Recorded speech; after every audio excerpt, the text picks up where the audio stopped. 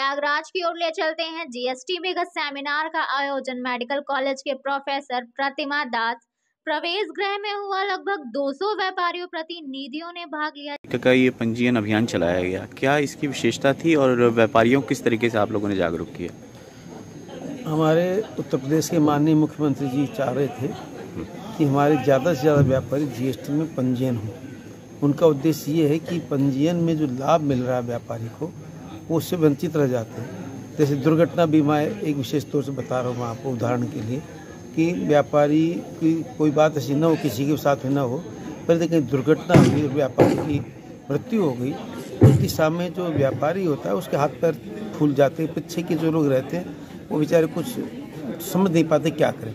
ऐसी स्थिति में सरकार जीएसटी से रजिस्टर्ड व्यापारी को 10 लाख रुपए देती है, जो तत्काल सहायता मिल जाती है और व्यापारी को राहत मिलती है। हमारे मुख्यमंत्री जी चाहते हैं कि ये सुविधा सबको मिले और अधिक से अधिक व्यापारी रजिस्ट्रेशन में आए। इसके अलावा मतलब उसमें एक नेगेटिव भावना पहले से जमी हुई है कि भाई रजिस्ट्रेशन कराएंगे तो हमारे अधिकारी आएंगे, हम पर हमको कहेंगे, प्रताड़ित करेंगे, तो वो बात अब ख़त्म हो गई है। मैंने उदाहरण के तौर पर बताया कि हमारे प्रयागराज में माननीय हमारे एडिशनल कमिश्नर साहब फर्स्ट ग्रेड 1 हैं, तो कभी ऐसी कोई बात कहीं दिखाई नहीं पड़ी मेरे को प्रयागराज जिले में कि कोई किसी को प्रताड़ित किया गया हो या कोई व्यापार से। अब विभाग सहयोग करता है, व्यापारी का सम्मान करता है, तो अब इस व्यापारियों को भी निर्भय होकर के डिपार्टमेंट का और सरकार का सहयोग करना चाहिए। यद्यपि व्यापारी के माध्यम से सरकार को बड़ा राजस्व मिलता है। जैसे मैंने बताया था कि 1,31,000 करोड़ रुपए का अब की बार का राजस्व जीएसटी के माध्यम से, तो व्यापारी सम्मान की योग्य और व्यापारी को और सम्मान सरकार देना चाहती है। तो आज का जो मेगा सम्मेलन था, मेगा सेमिनार था, इसी उद्देश्य था कि अधिक से अधिक व्यापारी जीएसटी के रजिस्ट्रेशन कराएं और अपना सम्मान प्राप्त करें और जो सुविधाएं जीएसटी में हैं उसको प्राप्त करें। अपना परिचय दे दें। मैं मुरारीलाल अग्रवाल, सदस्य व्यापारी कल्याण बोर्ड, उत्तर प्रदेश।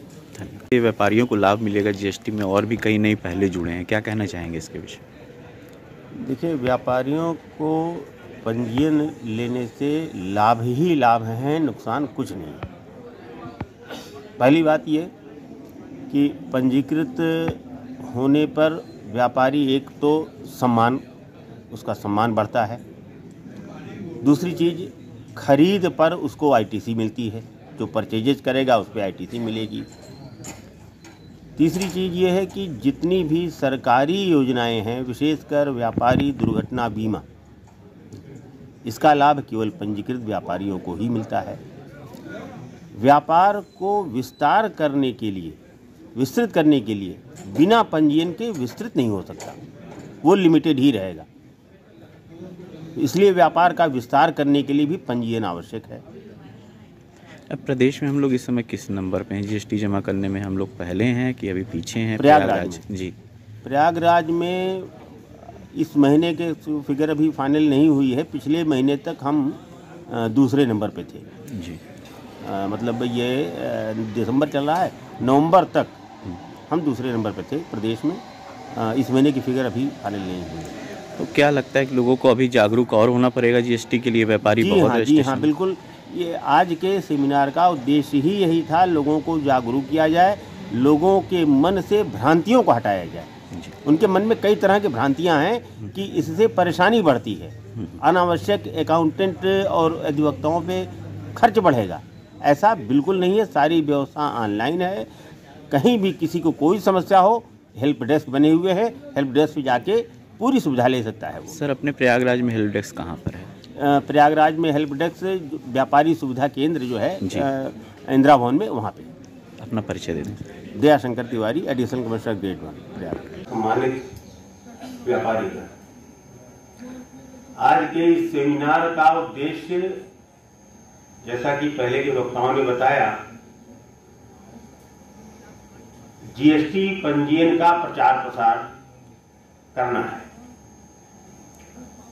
जीएसटी पंजीयन की सारी व्यवस्था ऑनलाइन है, ये बता दिया है आप लोगों को। जो सब जहां इस हाल में जितने भी लोग उपस्थित हैं, सभी पंजीकृत व्यापारी हैं। जो सबसे बड़ी बाधा पंजीयन में है मेरे समझ से, वो अपंजीकृत व्यापारियों के दिमाग में कुछ भ्रांत धारणाएं हैं।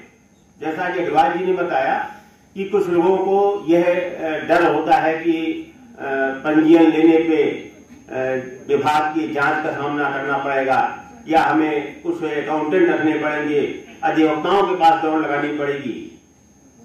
इन धारणाओं को दूर करना ही आज के सेमिनार का उद्देश्य है। जीएसटी में सारी व्यवस्था ऑनलाइन बनाई गई है। पंजीयन प्रार्थना पत्र देने से लेके पंजीयन ग्रांट होने तक अगर अधिकारी को कुछ प्रश्न पूछना है, कोई क्वेरी करनी है, वो भी ऑनलाइन नोटिस भेजेगा, जिसका उत्तर भी आपको ऑनलाइन ही देना है। ये बात उन अपंजीकृत लोगों को समझानी है, बताना है कि जो उनके दिमाग में ये भ्रम है कि ये एक उलझने का माध्यम है, ऐसा बिल्कुल नहीं है। एक तो ये चीज उनको स्पष्ट करनी है। दूसरी चीज ये, सरकार की जितनी भी योजनाएं, व्यापारी के कल्याण की जितनी भी योजनाएं सरकार की लागू होती हैं, जो वर्तमान में चल रही हैं या आगे भी जो योजनाएं आएंगी, वो पंजीकृत व्यापारियों को ही मिलती हैं।